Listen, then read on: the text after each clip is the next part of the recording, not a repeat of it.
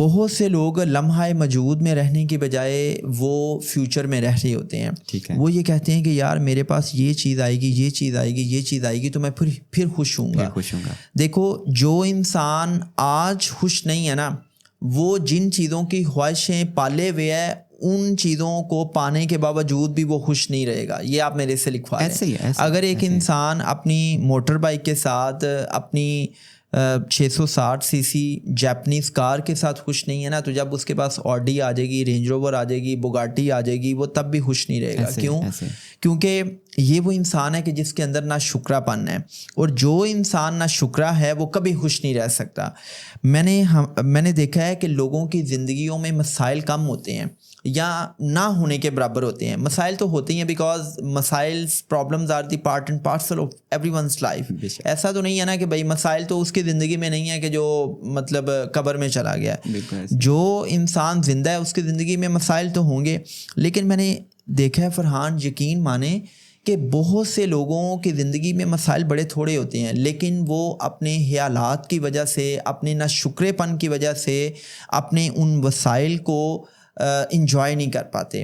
وہ جو ہوتا ہے اس کو نہیں انجوائے کرتے، وہ جو نہیں ہوتا اس کے بارے میں سوچتے رہتے ہیں. اور ان کی جو وش لسٹ ہے وہ اتنی لمبی ہوتی ہے، اور ان کی جو وش لسٹ ہے وہ ساری کی ساری میٹیریلسٹک چیزوں کے ارد گرد گھوم رہی ہوتی ہے. تو میں یہ کہتا ہوں کہ وی ہیو ٹو انڈرسٹینڈ کہ ہماری جو وش لسٹ ہے وہ کیسی ہے. اگر ہماری خواہشیں ہمیں ہمارے رب کے قریب کر دیتی ہیں تو وہ بڑی اچھی خواہشیں ہیں. اگر ہماری خواہشیں ایسی ہیں کہ ہم انسانیت کے لیے بہتر کنٹریبیوٹ کر سکیں تو یہ خواہشیں بڑی مقدم ہیں.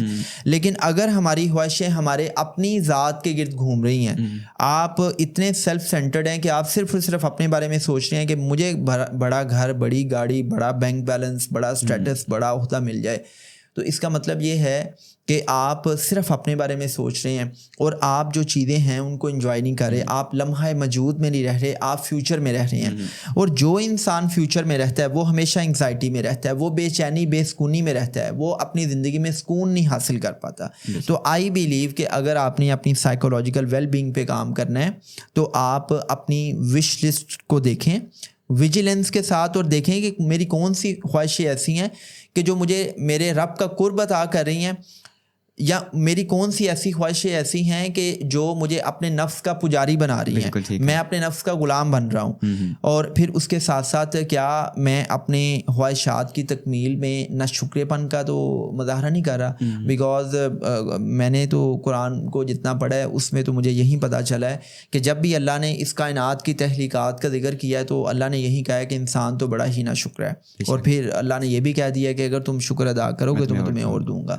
تو شکر گزاری کا جو جذبہ ہے نا یہ اتنا امپورٹنٹ ہے. یقین مانیں کہ شکر گزاری پہ تو میں گھنٹوں بات کر سکتا ہوں کہ یہ وہ جذبہ ہے، یہ وہ ٹریٹ ہے آپ کی پرسنالٹی کی. اگر آپ کے اندر یہ چیز آ جائے اور آپ اپنا موازنہ اپنے ماضی سے کریں تو آپ کو پتہ چلے گا کہ ماضی کے مقابلے میں تو آپ بہت بہتر ہیں. یا آپ اپنا موازنہ ان لوگوں سے کریں کہ جو بالکل ایک انپریولیجڈ لائف جی رہے ہیں. بیکاز جس چھت کے نیچے آپ سوتے ہیں دنیا میں وہ کروڑوں لوگوں کے پاس نہیں ہے.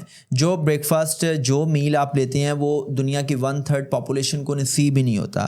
اور جو اللہ نے سواری آپ کو دی ہے وہ دنیا میں کروڑوں لوگوں کا خواب ہے. اگر آپ شادی شدہ ہیں تو آپ کو پتہ ہونا چاہیے کہ آپ پاکستان کے ان 2 کروڑ نوجوانوں سے بہتر ہیں کہ جو بیچارے شادی کا ویٹ کر رہے ہیں. مطلب آپ بھی ویٹ ہی کر رہے ہیں نا. ٹھیک ہے. تو اگر آپ صاحب اولاد ہیں تو آپ دیکھیں کہ دنیا میں اس شخص سے پوچھیں کہ جس کے پاس اولاد نہیں ہے، جو اولاد کی نعمت کو ترستا ہے. اچھا، اگر آپ کی زندگی میں سکون ہے تو اس سے بڑی نعمت کیا ہے؟ اگر آپ ہیلدی ہیں تو اس سے بڑی نعمت کیا ہے؟ دنیا میں کروڑوں لوگ ایسے ہیں جو دیکھ نہیں سکتے، کروڑوں لوگ ایسے ہیں کہ جو ہینڈی کیپڈ ہیں. تو مطلب یہ ہے کہ اگر آپ شکر گزاری پہ آئیں تو آپ اللہ کی نعمتوں کا شکر ادا کر ہی نہیں سکتے. دیکھیں نا سورہ رحمان میں رب کی ذات نے کتنی دفعہ کہا کہ اور تم اپنے رب کی کون سی نعمتوں کو جھٹلاؤ گے. تو مطلب اس پہ بڑی بات کی جا سکتی ہے.